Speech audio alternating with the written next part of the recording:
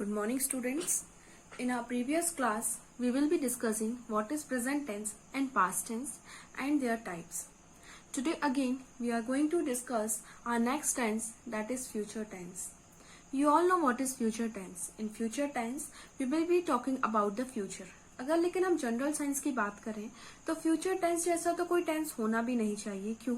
क्योंकि फ्यूचर का कोई चीज फिक्स नहीं होती. फ्यूचर जस्ट इमेजिनरी होता है, इसलिए हम फ्यूचर का सिर्फ प्रिडिक्शन ही कर सकते हैं और ये फ्यूचर टेंस भी हम प्रिडिक्शन के बेसिस पर ही करते हैं.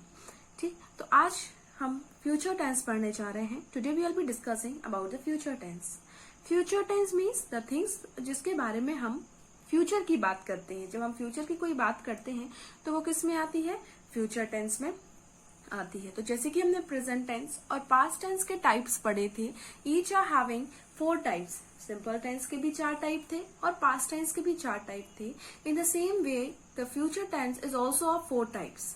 Future in simple, future simple को फ्यूचर इंडेफिनिट, प्रेजेंट सिंपल को प्रेजेंट इंडेफिनिट और पास्ट सिंपल को पास्ट इंडेफिनिट भी कहा जा सकता है. तो सबसे पहला टेंस है future indefinite, second tense future continuous tense, third future perfect tense, and last one is future perfect continuous tense. So first we are going to discuss about future indefinite tense. What is future indefinite tense?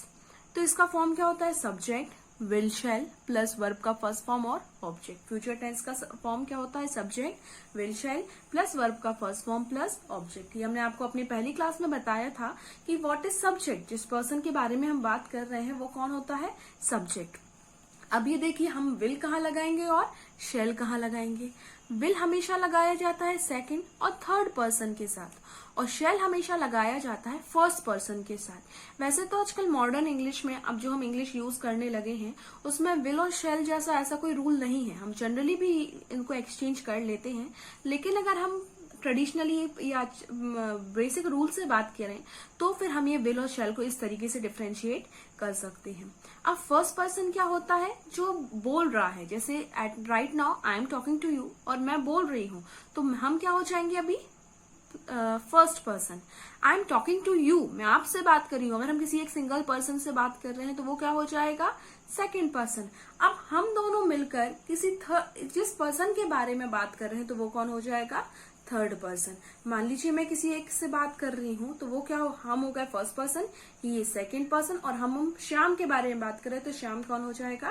Third person. Clear है? जैसे मैं और for example I am talking to Radha, then I am the first person, Radha is second person and we both are talking about Shyam, then Shyam is the third person. Clear है? Then I am the person who is speaking, तो first person में कौन हो जाएगा? I and we. क्योंकि जब आप बोलते हैं तो आप अपने लिए हमेशा कौन सा वर्ड यूज करते हैं? आई एंड वी. जब हम किसी दूसरे सेकंड पर्सन से बात करते हैं तो कौन सा हो जाएगा? यू. लेकिन जब हम थर्ड पर्सन की बात करते हैं तो वो क्या हो जाएगा? ही, शी, दे, इट. क्लियर है? आई और वी के साथ हम शैल यूज करेंगे, यू के साथ हम you, he, she, they, it, इन सब के साथ हम विल यूज करेंगे. क्लियर? जैसे कि he will sing a song, वो गाना गा रहा होगा. आई शैल सिंग अ सॉन्ग. ही था, ही कौन सा था? थर्ड पर्सन था, इसलिए हमने इसके साथ क्या यूज किया? विल. आई क्या है? फर्स्ट पर्सन है, इसलिए हम इसके साथ क्या यूज किया? शैल. अब एक रूल के अकॉर्डिंग अगर हम देखें तो हम इनको एक्सचेंज भी कर सकते हैं. मतलब यू, ही, शी के साथ आप शैल यूज कर सकते हैं, आई, वी के साथ आप विल यूज कर सकते हैं. लेकिन कब? जब आप किसी को धमकी दे रहे हो, आप किसी से कोई चीज प्रॉमिस कर रहे हो या आप किसी से कोई चीज फोर्सफुली कोई काम करा रहे हैं तो हम उसके साथ इन चीज रूल्स को एक्सचेंज कर सकते हैं. जैसे कि मान लीजिए मैं तुम्हें मार दूंगा, ये क्या है? आई एम गिविंग, हम किसी को धमकी दे रहे हैं, थ्रेटन कर रहे हैं, डरा रहे हैं, तो उसके साथ हम क्या यूज करेंगे? इस रूल को एक्सचेंज कर देंगे. हमने अभी क्या पढ़ा था? आई के साथ शैल यूज करेंगे, लेकिन हमने ये धमकी दी है तो हम इसमें आई के साथ क्या यूज करेंगे? Will. I will kill you. Next, वह ही खाना बनाएगी. दैट आई एम फोर्सिंग, सिर्फ तुम ही खाना बनाओगी और कोई खाना नहीं बनाएगा.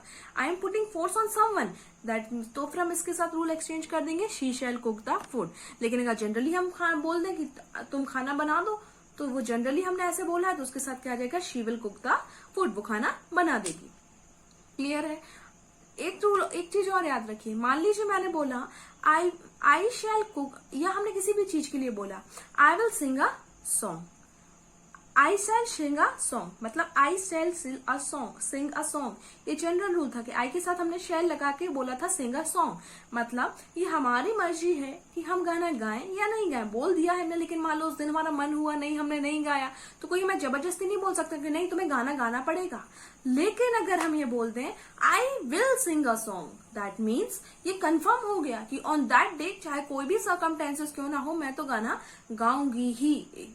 अगर मान लीजिए आप इस रूल को एक्सचेंज करते हैं, तो जो जिस चीज के लिए आपने रूल एक्सचेंज किया है वो चीज कंफर्म हो जाती है कि ऐसा तो होगा ही।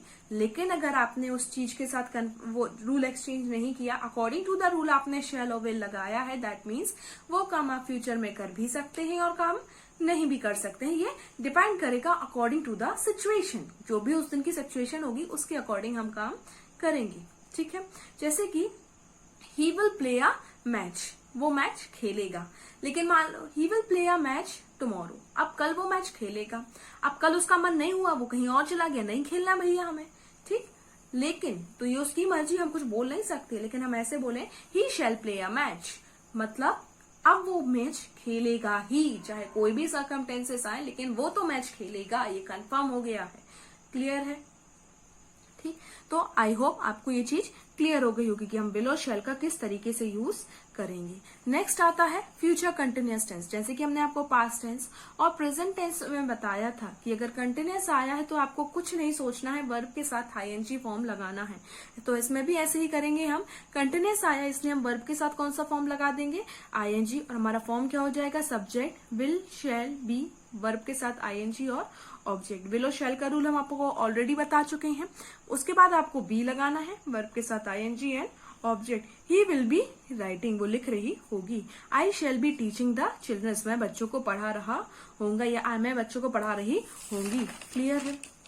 नेक्स्ट आता है future perfect tense. Future perfect tense में भी क्या था, सब्जेक्ट हमने आपको बताया था। परफेक्ट मतलब कहीं ना कहीं वो काम हो चुका हो। परफेक्ट में हमेशा वर्ब का हम कौन सा टेंस लेंगे, वर्ब का थर्ड फॉर्म। कंटिन्यूअस में आईएनजी फॉर्म, और परफेक्ट में हमेशा वर्ब का थर्ड फॉर्म ही लिया जाएगा। फिर चाहे आप प्रेजेंट की बात कर रहे हो, चाहे पास्ट की बात कर रहे हो, चाहे आप फ्यूचर की बात कर रहे हो, आपको वर्ब का थर्ड फॉर्म ही लगाना है।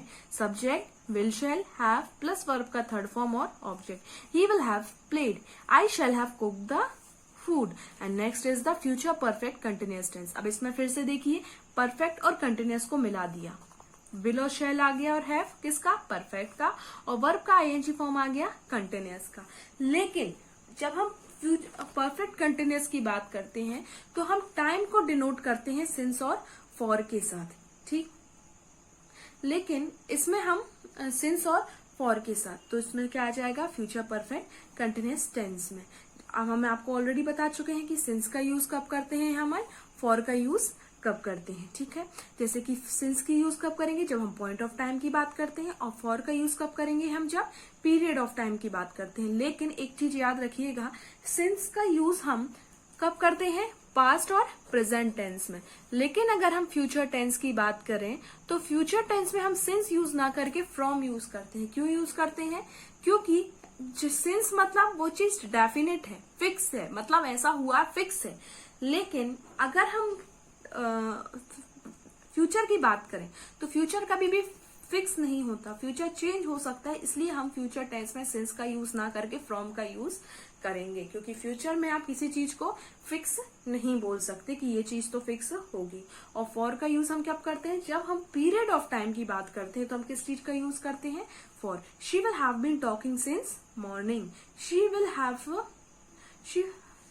Have been talking from morning, I will have been doing the work for 2 hours। I hope आपको ये चीज समझ में आ गई होगी कि फ्यूचर प्रेजेंट टेंस में का फॉर्म क्या होता है, फ्यूचर कंटिन्यूअस टेंस का क्या होता है, फ्यूचर परफेक्ट का क्या होता है, और फ्यूचर परफेक्ट कंटिन्यूअस का फॉर्म क्या होता है। अब आप तीनों को अपना कंपाइल कर लीजिएगा and I will provide you the table of all the tense compiled. मैं आपको एक टेबल प्रोवाइड करूंगी जिसमें कि आपको चारों टेंस के पार्ट और उन चारों टेंसेस के जो अलग अलग तीनों टेंस के अलग अलग चारों पार्ट और उनके फॉर्म आपको बने हुए होंगे।